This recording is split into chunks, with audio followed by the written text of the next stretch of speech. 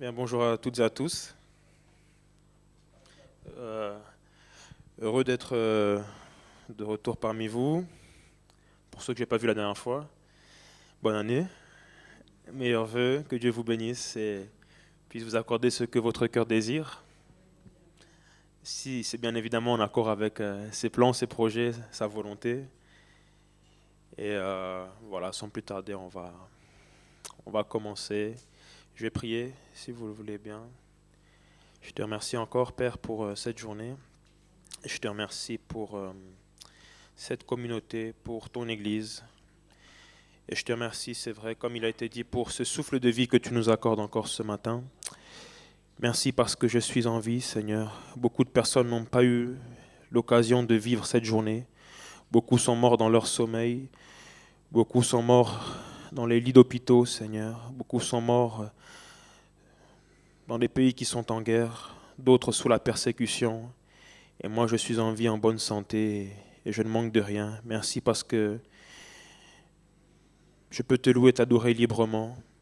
Et tu as comblé ma vie, Seigneur. Je veux te remercier vraiment de tout mon cœur pour cette journée, pour cette église, pour ces moments de louange et pour ta parole. Je prie que tu puisses vraiment nous bénir au travers de ta parole, que tu puisses ouvrir nos cœurs, que tu puisses m'aider à apporter ta parole avec humilité et sans rien rajouter, et comme toi tu le veux, Père. Bénis-nous tous ensemble parce que si nous sommes là, c'est que tu nous as conduits, tu nous as attirés dans ta maison et tu veux nous parler, tu veux nous bénir. Et nous avons soif de toi, Père éternel. Nous voulons communier avec toi. Nous ne voulons pas être des chrétiens religieux, mais nous voulons vraiment vivre une vie chrétienne passionnée avec toi. Nous voulons te voir, nous voulons t'entendre nous parler, nous voulons te sentir et nous voulons t'aimer. Nous ne voulons pas être faux, Seigneur. Ce matin, je ne veux pas être faux. Je ne veux pas être hypocrite. Je ne veux pas jouer de rôle, Seigneur Jésus-Christ, mais être authentique et parler de toi, parler de ta part, Seigneur, comme toi tu le désires. Que ton nom soit glorifié, que ton esprit agisse parmi nous, au nom de Jésus ton Fils. Amen. Amen. On va lire dans le prophète Agé, c'est dans les petits prophètes, un passage, donc dans le premier chapitre du livre d'Agé. Je ne sais pas si c'est affiché, Agé c'est après Sophonie, avant Zacharie, si ça peut vous...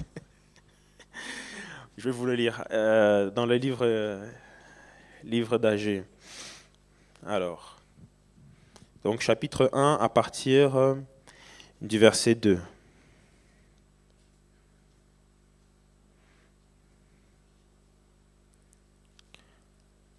Ainsi parle l'Éternel des armées. Ce peuple dit, le temps n'est pas venu, le temps de rebâtir la maison de l'Éternel. C'est pourquoi la parole de l'Éternel leur fut adressée par Agé le prophète, en ces mots. Est-ce le temps pour vous d'habiter vos demeures lambrissées quand cette maison est détruite? Ainsi parle maintenant l'Éternel des armées. Considérez attentivement vos voies. Vous semez beaucoup et vous recueillez peu. Vous mangez et vous n'êtes pas rassasiés. Vous buvez et vous n'êtes pas désaltérés. Vous êtes vêtus et vous n'avez pas chaud. Le salaire de celui qui est à gage tombe dans un sac percé. Ainsi parle l'Éternel des armées. Considérez attentivement vos voies. Montez sur la montagne, apportez du bois et bâtissez la maison. J'en aurai de la joie et je serai glorifié, dit l'Éternel. Vous comptiez sur beaucoup et voici, vous avez eu peu. Vous l'avez rentré chez vous, mais j'ai soufflé dessus. Pourquoi, dit l'Éternel des armées? À cause de ma maison qui est détruite, tandis que vous vous empressez chacun pour sa maison. C'est pourquoi les cieux vous ont refusé la rosée et la terre a refusé ses produits. J'ai appelé la sécheresse sur le pays, sur les montagnes, sur le blé, sur le mou, sur l'huile, sur ce que la terre peut rapporter, sur les hommes et sur les bêtes, et sur tout le travail des mains. Alléluia.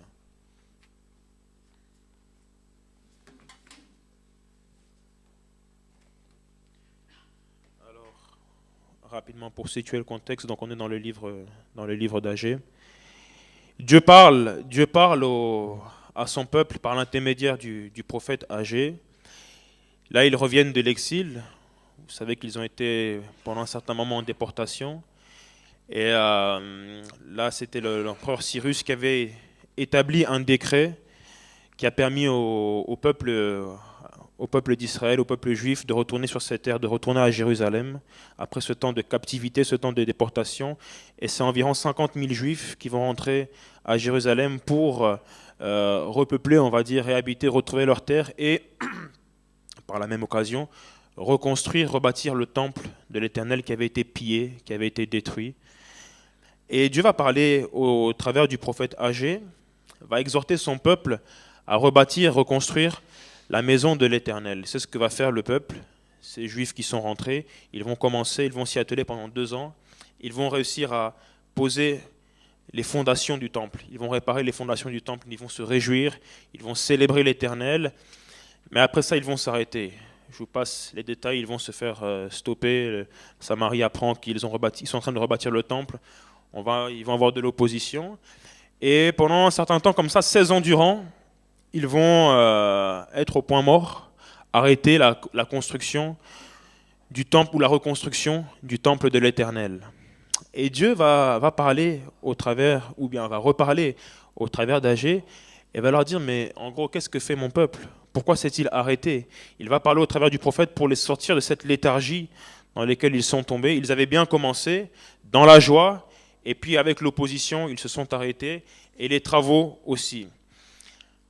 Reconstruire plutôt la maison de l'Éternel. Le titre de mon message ce matin, c'est « Considérons attentivement nos voies », comme Dieu le dit ici à son peuple. Considérons attentivement nos voies et revenons à l'Éternel de tout notre cœur. Considérez attentivement vos voies. Pourquoi? Je ne vais pas faire une exégèse de ce passage parce qu'il y a plusieurs passages que j'aimerais voir avec vous. J'aimerais juste vous exprimer la pensée qui est sur mon cœur. Vous savez, parfois dans notre marche avec Dieu, dans notre vie chrétienne, on peut se plaindre de pas mal de choses, et notamment de ne pas voir Dieu agir comme il devrait agir. Ça fait peut-être des années qu'on est chrétien, des années qu'on est dans les mêmes problèmes, les mêmes souffrances, les mêmes maladies, qu'on attend les mêmes choses, et parfois c'est vrai qu'on a tendance, consciemment ou inconsciemment, à rejeter la faute sur Dieu, ou bien à penser que Dieu est injuste, ou bien que Dieu bénit plus certaines personnes que d'autres sont plus bénis, ou qu'ils ont plus la foi, je ne sais pas. Toutes sortes de faux raisonnements, toutes sortes de pensées. Et parfois même, on peut attribuer même nos épreuves, nos difficultés. Parfois, la Bible nous dit, ne vous laissez pas tromper par de faux raisonnements. Vous savez, oui, c'est vrai que Dieu permet les épreuves pour purifier, affiner notre foi, tester notre foi parfois, pour nous faire grandir avec lui, nous apprendre la foi, la confiance, la patience, la persévérance. Mais parfois, c'est nous-mêmes qui nous créons nos propres épreuves, tout simplement parce qu'on a désobéi à la voix de Dieu, parce qu'on s'est détourné de lui.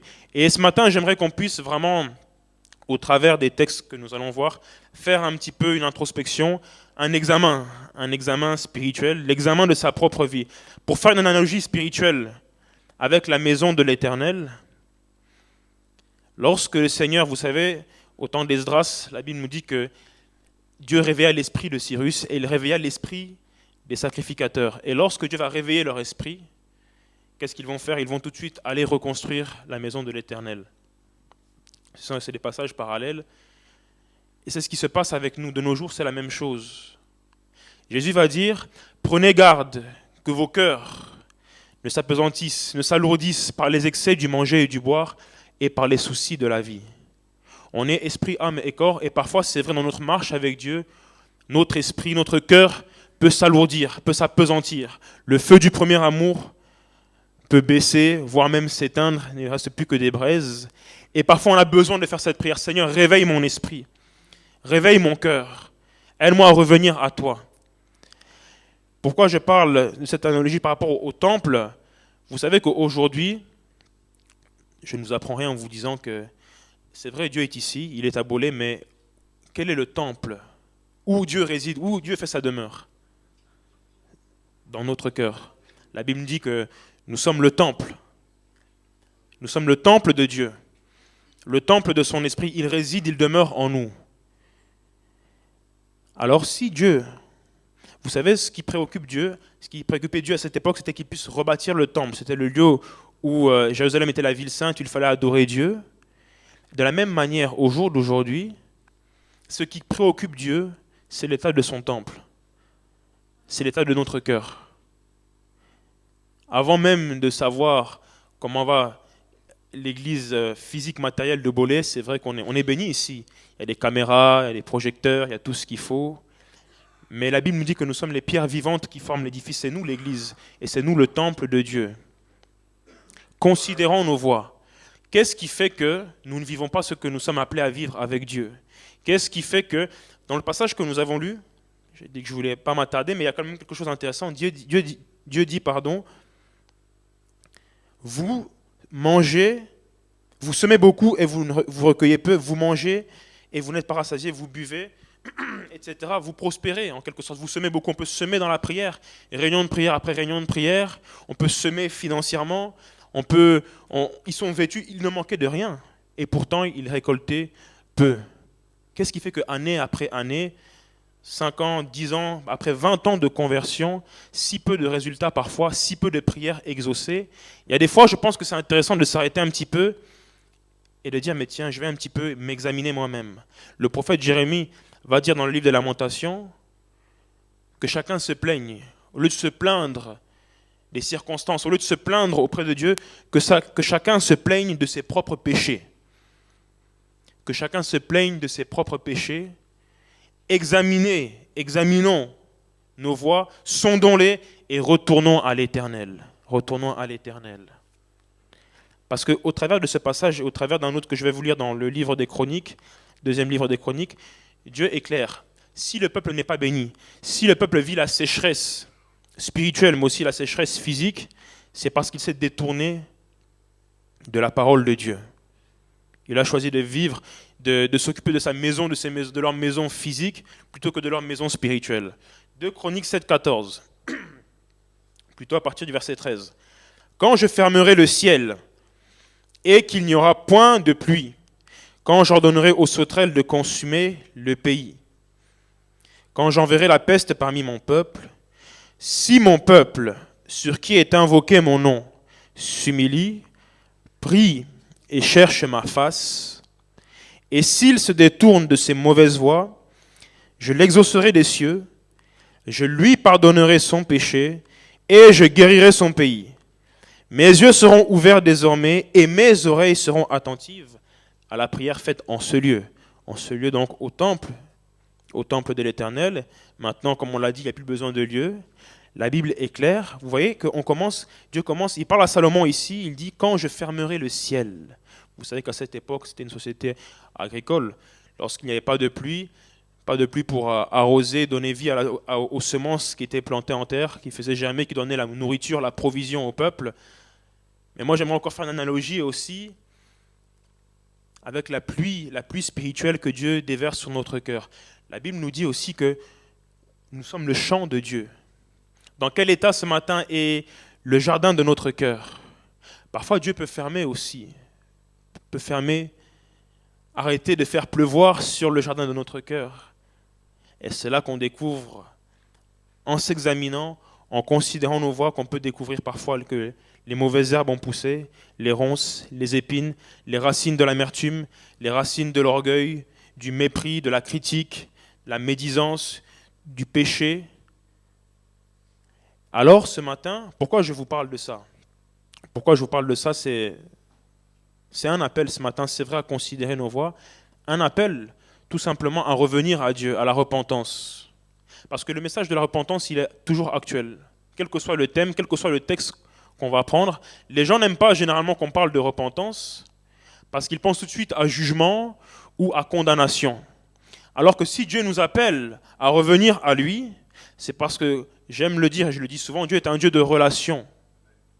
Avant de penser au jugement, avant de penser à la punition, si Dieu nous appelle à nous repentir, à considérer nos voies, c'est parce qu'il sait très bien que, en s'étant éloignés de lui, de sa parole, de la communion avec lui, nous nous privons de toutes les bénédictions que lui veut nous offrir, dans son amour et dans sa grâce. Et comme c'est un Dieu de relation, de communion, j'aime dire ça aussi, souvent on dit, mais ce matin, ce chant m'a touché, ta présence. Parce que parfois je dis, la présence de Dieu nous manque, me manque parfois. Sentir vraiment la présence de Dieu, mais on oublie que nous manquons aussi à Dieu. Si Dieu nous appelle à revenir à lui, il aime notre présence à ses côtés. Voilà pourquoi constamment de Genèse à Apocalypse, Dieu appelle son peuple à revenir à lui. Et le problème, c'est que bien souvent, nous ne répondons pas. S'humilier devant Dieu, parce que c'est le désir de Dieu de bénir, d'exaucer. Dieu dit, je l'exaucerai des cieux, je lui pardonnerai son péché et je guérirai son pays. Son pays, sa ville, son église, sa famille, on peut mettre tout ce qu'on veut à la place. Sa femme, son mari, ses enfants, ou bien notre propre personne. Ce matin, j'aimerais nous adresser à... On peut parler de l'église, mais vraiment à nous personnellement en tant qu'individus. Je l'exaucerai des cieux. Qui aspire à ce que Dieu exauce ses prières? On ne va pas se leurrer. Beaucoup de prières montent vers Dieu, mais... Alors oui, on a foi. Parfois, Dieu répond, pas toujours tout de suite, mais très peu de prières sont exaucées. Et regardez ce que va dire Dieu ici. Il y a un processus. On n'aura pas le temps de détailler. S'humilier devant Dieu. Juste quelques mots. C'est la base. Premièrement, avant de prier, avant de demander des choses à Dieu, j'insiste sur ce terme, si mon peuple s'humilie. Parce que s'humilier devant Dieu, frères et sœurs, c'est une notion, c'est quelque chose qu'on a beaucoup perdu de nos jours. On n'aime pas ce mot, tout ce qui est repentance, s'humilier devant Dieu. Mais qu'est-ce que j'ai fait de mal? Je viens à l'église. Bon, je sais que je ne suis pas quelqu'un de parfait, je pêche de temps en temps, je demande pardon à Dieu. Mais s'humilier devant Dieu, ça va plus loin que demander pardon. Seigneur, pardonne-moi, je sais que je ne suis pas parfait. Non, c'est une attitude, c'est pleurer devant Dieu. Dans le livre de Joël au chapitre 2, Dieu va dire maintenant revenez à moi de tout votre cœur, avec des jeûnes, avec des pleurs, avec des lamentations. Déchirez votre cœur et non vos habits, car il est lent à la colère, car je suis riche en bonté, riche en compassion. Revenir à Dieu. Vous savez, c'est quelque chose d'extraordinaire. Quand le Saint-Esprit vous saisit et que vous commencez à pleurer, ça n'arrive pas souvent, ça ne veut pas dire qu'il faut se forcer à pleurer, ça ne veut pas dire que quelqu'un qui se repent sans larmes, Dieu ne l'écoute pas. Mais je crois qu'il y a des moments dans notre vie chrétienne, on doit faire un constat, dire Seigneur, ça fait des années, je suis peut-être toujours addict à la cigarette, toujours peut-être addict à l'alcool, j'ai ce comportement, ce tempérament, cet orgueil, cette impatience, où quels que soient les vices, quels que soient les péchés, quelles que soient les passions, quelles que soient les choses qu'on a demandées à Dieu, je vois que je stagne, je vois que je n'avance pas. Je crois que c'est le temps pour moi de m'humilier devant toi. Peut-être que quelque chose ne va pas. Parfois, on ne sait pas ce que c'est. S'humilier devant Dieu dans le jeûne, dans la prière, pleurer devant lui. Et Dieu continue. Vous savez, on a un exemple avec David lorsqu'il avait péché. Le grand roi David avec Bathsheba, vous connaissez cette histoire. Quand vous lisez le psaume 51, vous voyez comment il va répandre son cœur devant Dieu, il va s'humilier devant Dieu. D'autres exemples dans la Bible aussi, Daniel, au nom de son peuple, il va s'associer, s'assimiler au péché de son peuple. Néhémie va le faire aussi.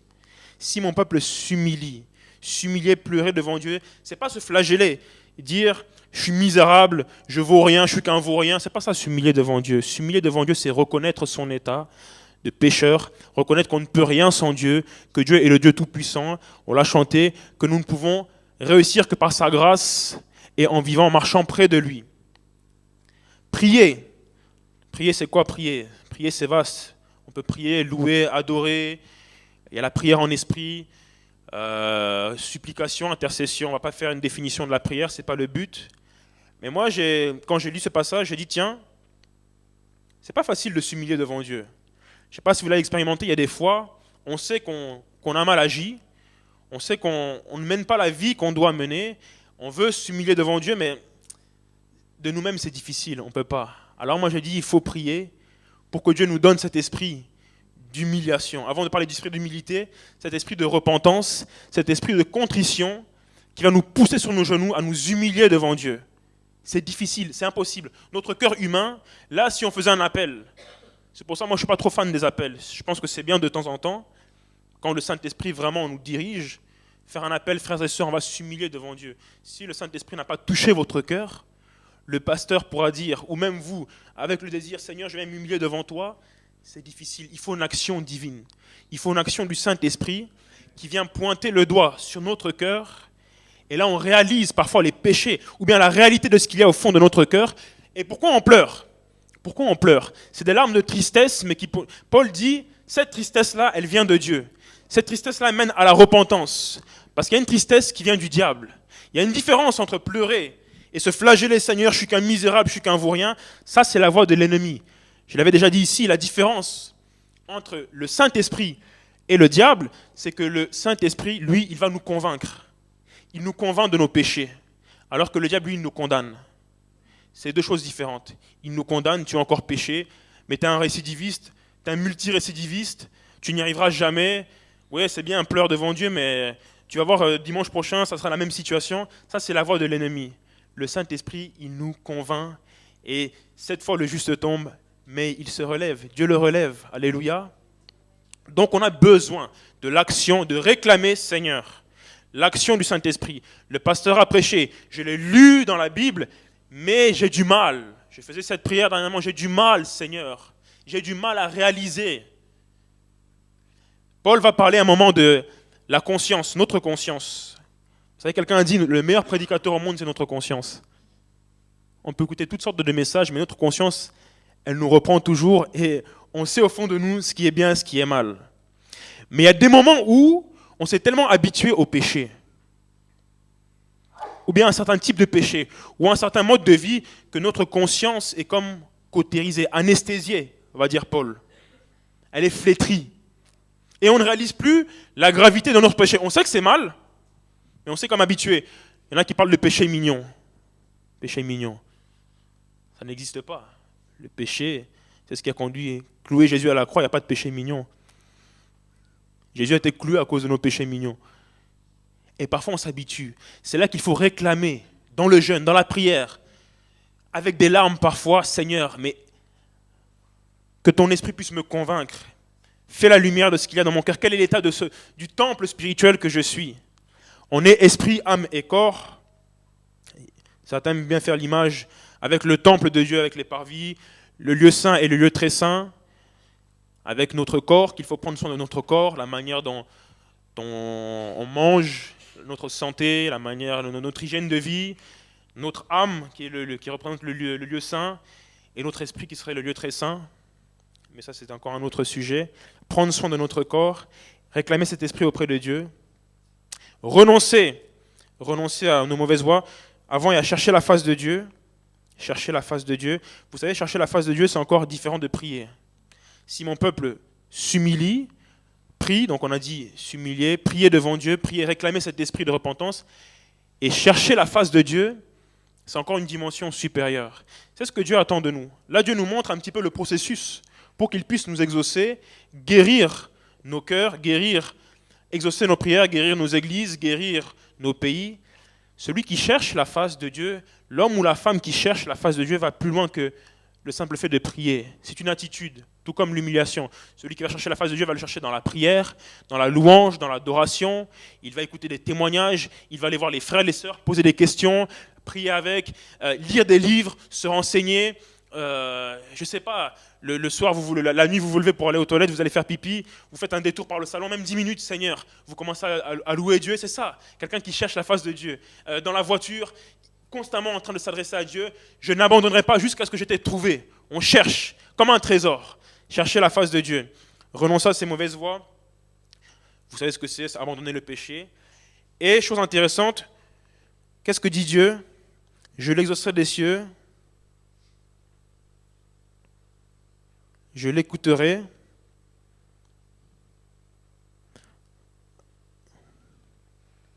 Je vais vérifier dans ma version. Excusez-moi, parce que... Quelqu'un a 2 Chroniques 7,14 avec lui? Pourquoi là, je l'ai pas? Parce que je l'ai pris dans une version différente. Ce qu'il dit ici.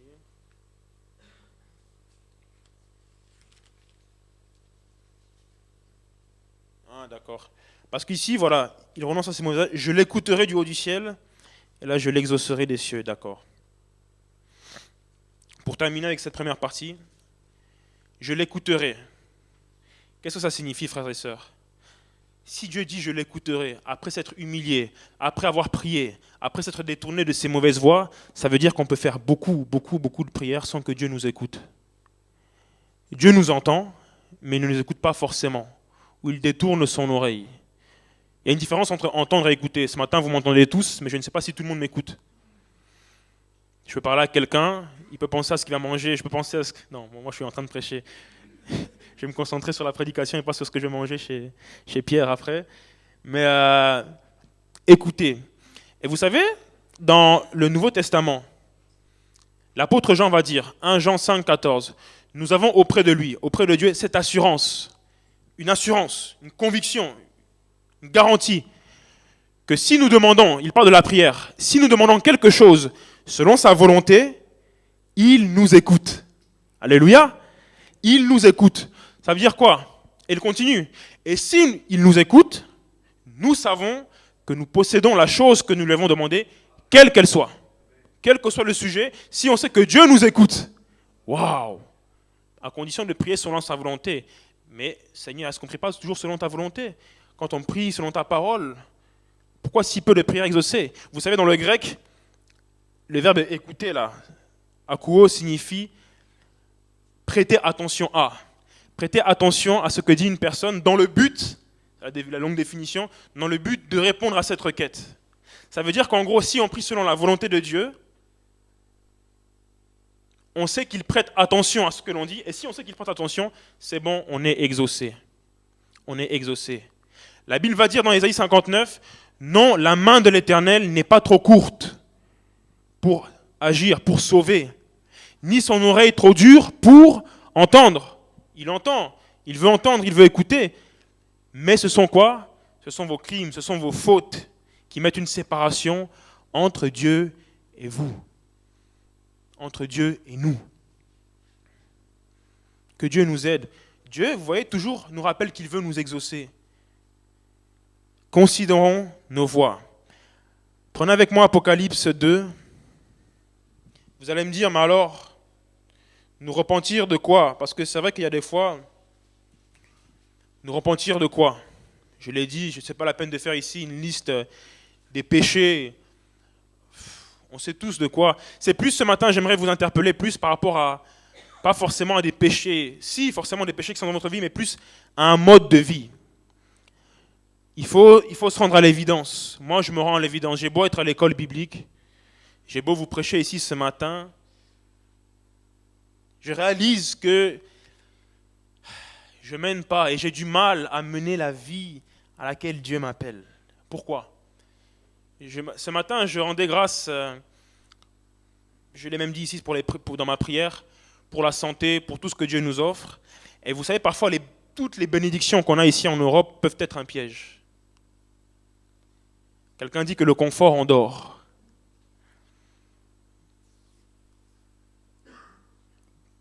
Dans le livre des Actes, vous allez voir que les disciples, l'église primitive au début est à Jérusalem, et qu'au bout d'un moment, Dieu va permettre la persécution des chrétiens.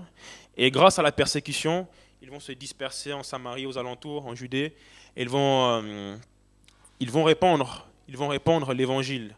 Parce qu'ils ont été persécutés, ça les a un petit peu piqués, ça les a poussés à l'action. Et parfois, c'est vrai que notre confort nous endort. On a tout, on a l'église, une église avec des caméras, on a un super groupe de louanges, on a des instruments, et on a du mal. C'est pas parce qu'on vit sous le temps de la grâce que ça y est, on doit se reposer, attendre le retour de Jésus, et puis, Alléluia, Seigneur vient, Maranatha. Non, nous devons être actifs. Nous devons être actifs dans notre relation avec Dieu, actifs pour le royaume de Dieu. Et parfois, c'est vrai que ce confort a tendance à nous endormir et nous fait passer à côté des plans de Dieu pour notre vie. Nous repentir de cette vie tiède que nous menons. Peut-être pas tous, mais bien souvent, on lit Apocalypse.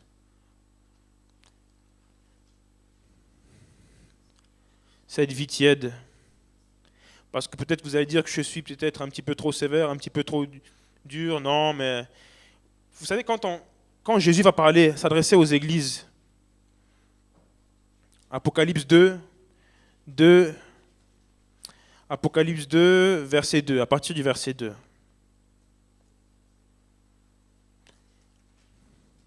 Jésus va s'adresser à l'église d'Éphèse. Regardez, frère, on va lire ensemble, regardez. À partir du verset 2, il va dire à l'église d'Éphèse, « Je connais tes œuvres, ton travail et ta persévérance. Je sais que tu ne peux supporter les méchants, que tu as éprouvé ceux qui se disent apôtres et qui ne le sont pas, et que tu les as trouvés menteurs, que tu as de la persévérance, que tu as souffert à cause de mon nom, et que tu ne t'es point lassé. Mais ce que j'ai contre toi, c'est que tu as abandonné ton premier amour. Souviens-toi donc d'où tu es tombé, repens-toi et pratique tes premières œuvres. Sinon je viendrai à toi, j'ôterai ton chandelier de sa place, à moins que tu ne te repentes. » Moi, quand je lis ça, je me dis, mais Jésus est sérieux. Jésus est très sérieux avec la relation qu'on doit avoir avec lui. Il dit que c'est un Dieu jaloux. C'est avec jalousie qu'il chérit l'esprit qu'il a fait habiter en nous.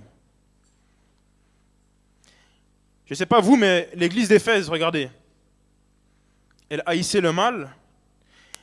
Jésus va dire qu'il connaît ses œuvres, son travail, sa persévérance. Elle ne supportait pas les méchants. Elle avait mis à l'épreuve les faux apôtres, ceux qui se prétendaient apôtres. C'était une église quand même qui d'apparence était en bonne santé. Moi je me dis, est-ce que j'ai même les qualificatifs là, de l'église d'Éphèse dans ma vie personnelle? Je ne pense pas. Et pourtant Jésus va dire ce que j'ai contre toi.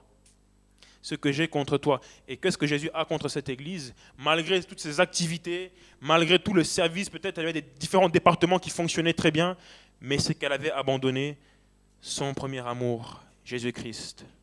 Lorsque l'on rentre en nous-mêmes, avec l'aide et l'assistance du Saint-Esprit, lorsqu'on considère nos voies, la première des choses sur lesquelles généralement le Saint-Esprit va nous interpeller, c'est sur notre relation avec Jésus. Où en es-tu de ton premier amour? Où est-ce que j'en suis de mon premier amour?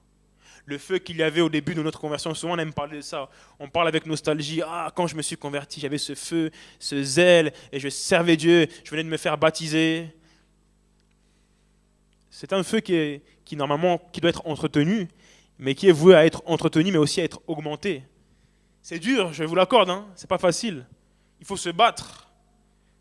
Mais Jésus va dire, repens-toi. Il ne va pas dire, écoute, c'est pas grave, allez, la vie c'est dur, la vie chrétienne c'est pas facile. Non, repens-toi. Humilie-toi devant moi, reconnais. Il y a des fois, il faut reconnaître. Seigneur, je suis devenu tiède. J'arrive même plus à prier, j'arrive plus à lire ma Bible. Aide-moi, aide-moi. J'ai du mal à ressentir ta présence. J'ai du mal à dire je t'aime, Jésus. J'ai du mal à pleurer devant toi. J'ai du mal à ressentir, à même aimer mes frères et sœurs. Repens-toi, va dire Jésus. Apocalypse 3, versets 1 à 3.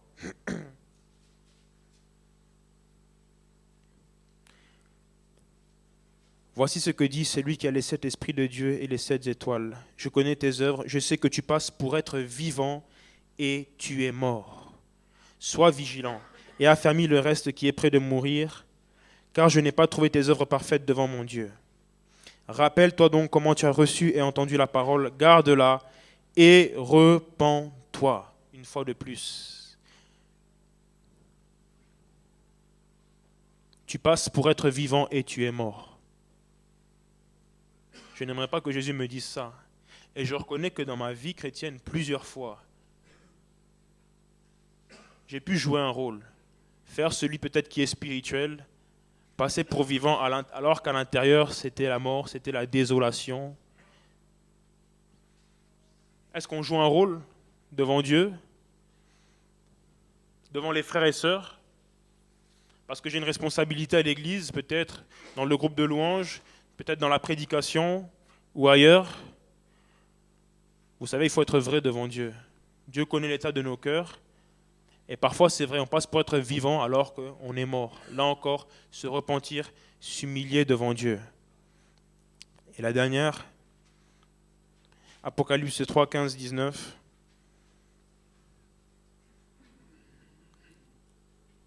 Je connais tes œuvres. Jésus parle à l'église de Laodicée. Je connais tes œuvres, je sais que tu n'es ni froid ni bouillant. Puisses-tu être froid ou bouillant? Ainsi, parce que tu es tiède et que tu n'es ni froid ni bouillant, je te vomirai de ma bouche. C'est le Seigneur Jésus qui parle ici, celui qui est mort sur la croix pour chacun d'entre nous, celui qui nous aime sans condition.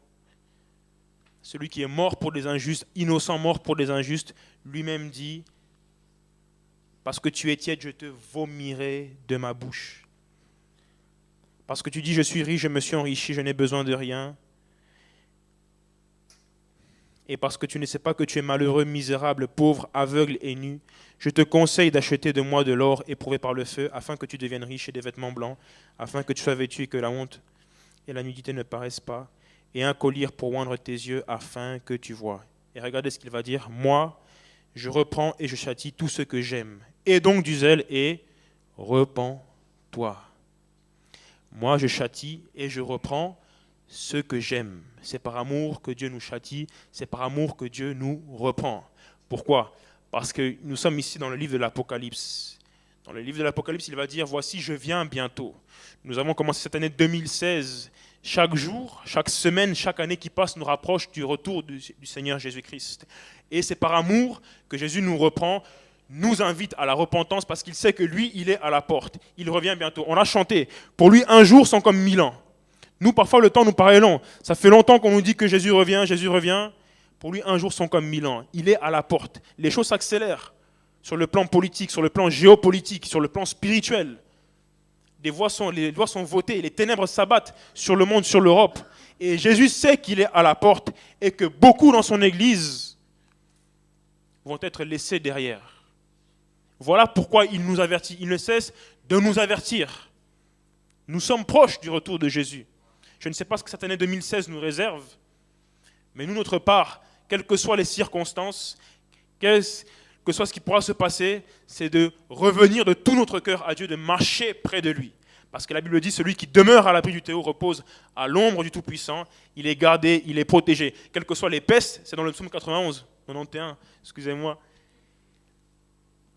Quelles que soient les épidémies, Ebola ou quoi que ce soit, on ne sait pas ce qui va se passer, les guerres, Dieu a le pouvoir, la capacité de nous garder au sein du chaos, au sein de la guerre, au sein de toute forme de menaces terroristes, à condition de se repentir et de revenir près de lui.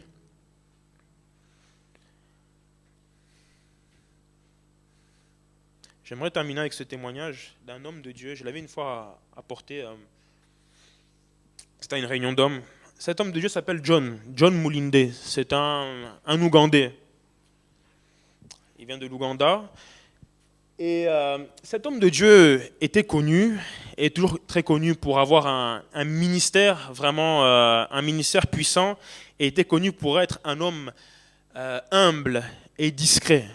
Et j'écoutais encore son témoignage hier, lorsqu'il parle de ça, de cette expérience qu'il a fait avec Dieu. Et vous savez, il y a des gens comme ça, vous les écoutez, vous sentez vraiment l'onction du Saint-Esprit.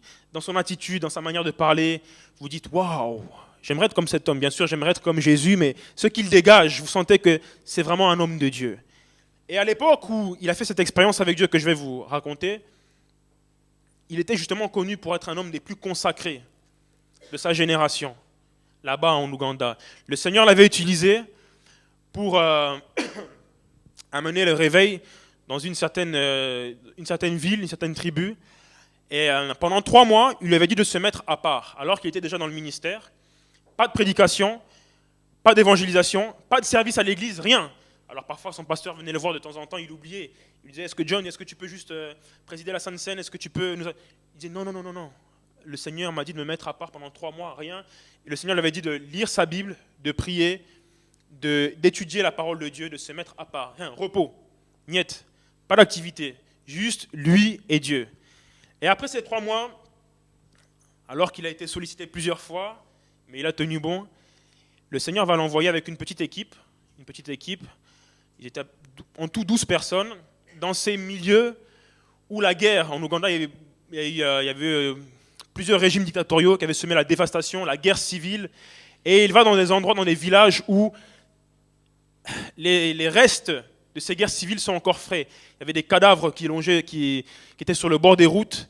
Il y avait des ossements partout. D'ailleurs, dans la première église qui va ouvrir, ils vont vouloir nettoyer l'église pour réaménager l'église, justement, parce que cette église-là avait connu une sorte de réveil. Il y avait eu 300 personnes qui s'étaient converties, venues à Christ, mais en un an, toute l'église était partie. L'église avait dégringolé, ils ne comprenaient pas pourquoi. Et dans cette église, Entre-temps, il y avait eu la guerre. Ils vont nettoyer l'église, des cadavres, des ossements, des crânes. Ils vont nettoyer. Ils vont prier, chercher la face de Dieu. Et Dieu va, je vous passe les détails, va agir parmi le peuple. Des guérisons, des miracles, des conversions. Et en fait, ce qui était responsable de la chute de cette église, c'était un sorcier, là, un des sorciers qui était responsable du village et qui avait attaqué l'église avec tous ces sbires-là, sataniques. Il avait semé le chaos. Et en une semaine, cet homme, ce sorcier-là, s'est converti, a donné sa vie à Christ. Et voilà, les gens se sont convertis, sont venus en masse dans ce village, dans un autre village. Et voilà, le Seigneur l'utilisait puissamment, le bénissait. Et un jour, alors qu'ils sont en prière avec son groupe, le Seigneur va parler à une des femmes de son équipe. Elle va avoir une vision, elle va se voir marcher sur un long chemin. Et au bout de ce chemin, un long chemin pénible et fatigant, elle va voir un homme vêtu de blanc, resplendissant, et elle réalise que cet homme, c'est Jésus. Et Jésus va dire à cette dame, « Courage, ma fille, tu es sur le bon chemin. Ce n'est pas un chemin facile, mais tu es sur le bon chemin, tu es bientôt arrivé. Courage, continue, persévère. » Et elle va donner une enveloppe il va donner une enveloppe à cette dame, et elle va lui dire, « Par contre, j'aimerais aussi que John, mon serviteur, marche sur ce chemin. » Et là, elle ne comprend pas. Jésus lui donne une enveloppe, avec un verset biblique, une référence biblique dessus.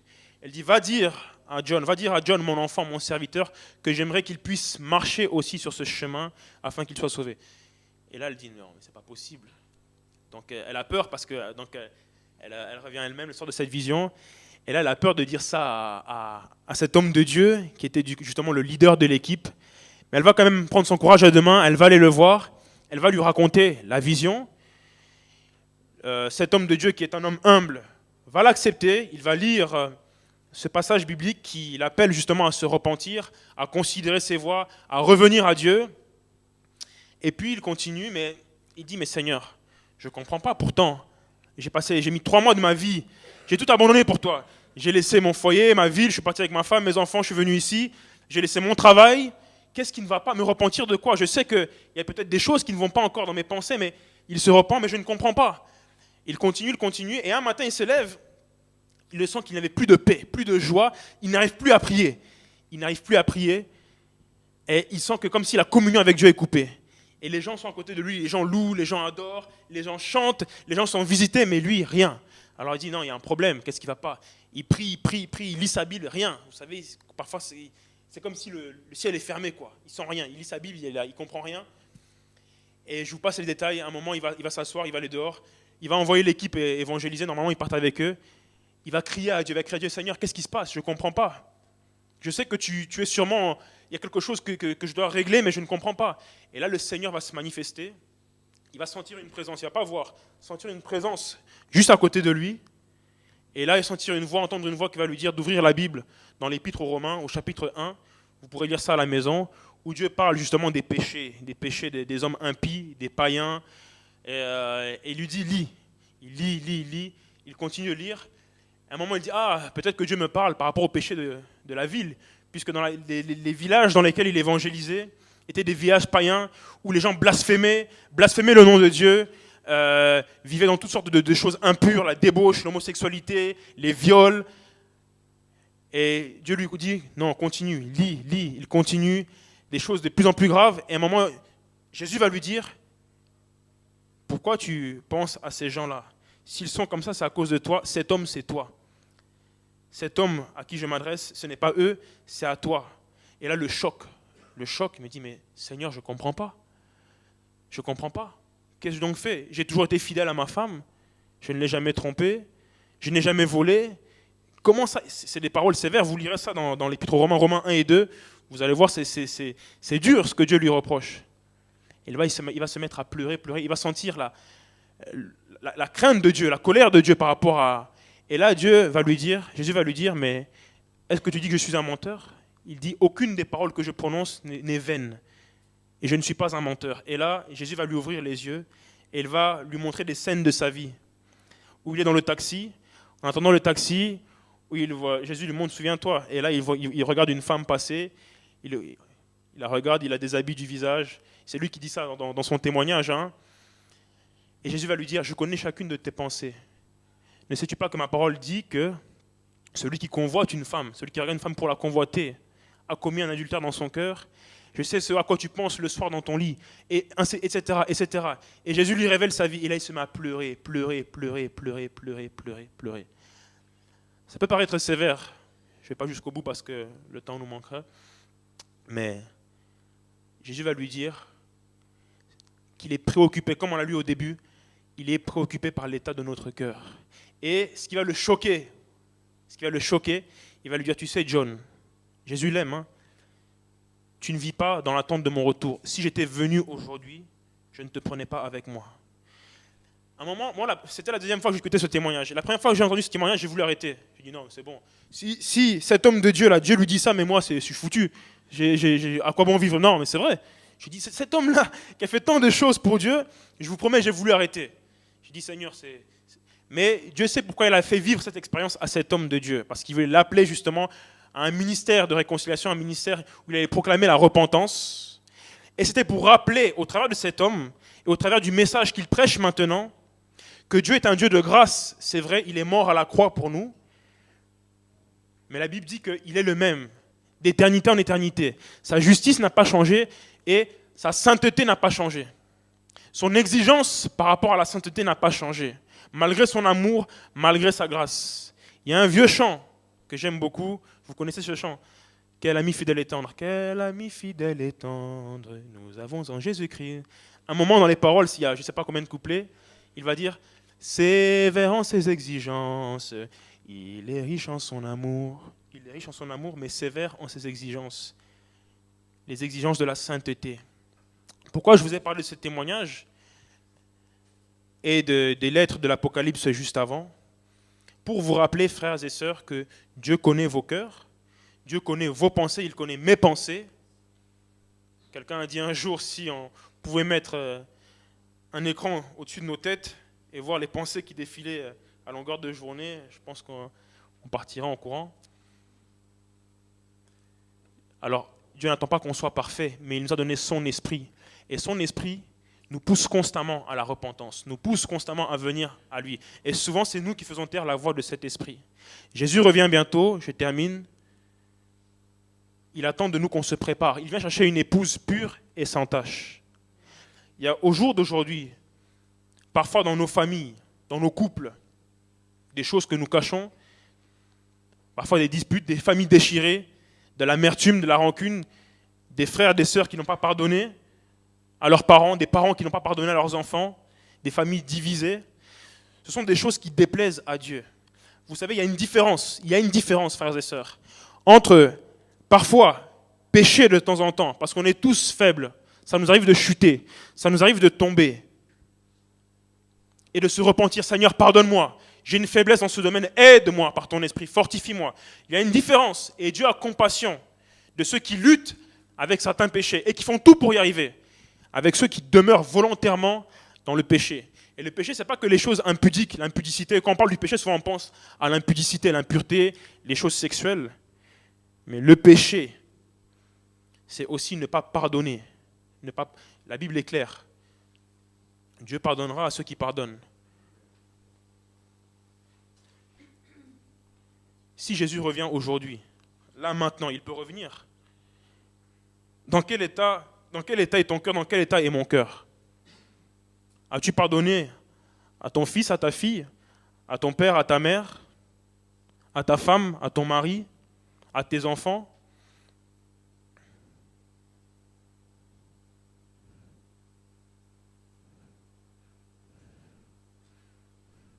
On va prier.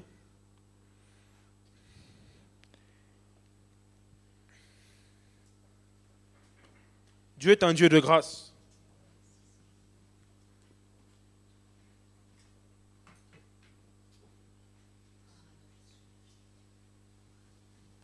Vous savez, frères et sœurs,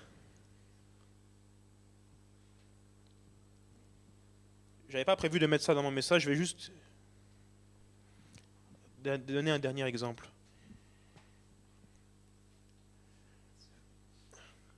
Vous savez ce qui touche le cœur de Dieu? ce qui touche le cœur de Dieu, vraiment, c'est vrai, c'est une adoration véritable. Mais il y a quelque chose qui touche, qui bouleverse le cœur de Dieu. C'est quand un cœur se repent sincèrement. Je vais vous donner un exemple biblique. On en avait parlé une fois avec vous. Même plusieurs exemples. La Bible dit que Pierre pleura amèrement. Il a renié Jésus. Jésus a dit que ceux qui le renient, qui auront honte de lui, lui aussi aura honte d'eux. Mais il a renié Jésus. Et pourtant, il pleura amèrement. Et Dieu lui a pardonné, Dieu l'a restauré.